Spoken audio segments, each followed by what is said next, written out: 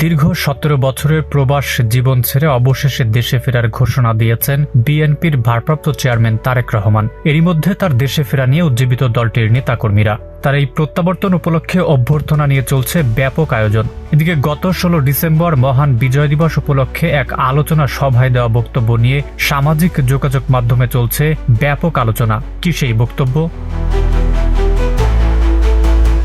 দেশে ফেরার আগে যুক্তরাজ্য বিএনপির এক আলোচনা সভায় যোগ দেন বিএনপির ভারপ্রাপ্ত চেয়ারম্যান তারেক রহমান। গত ১৬ ডিসেম্বর মহান বিজয় দিবস উপলক্ষে ওই আলোচনা সভায় দীর্ঘ ১ ঘণ্টার বেশি সময় কথা বলেন তিনি।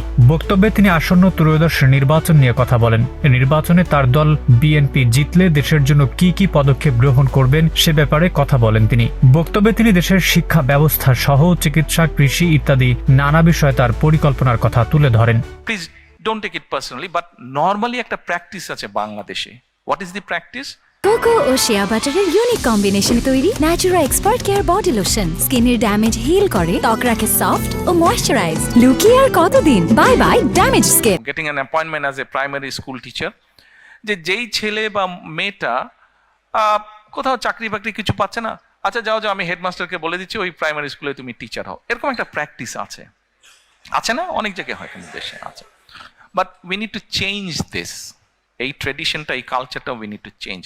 Because এই মাইকটা যদি ভালো না হতো, আমি যতই জোরে বলতাম আপনারা কিন্তু শুনতে পেতেন না।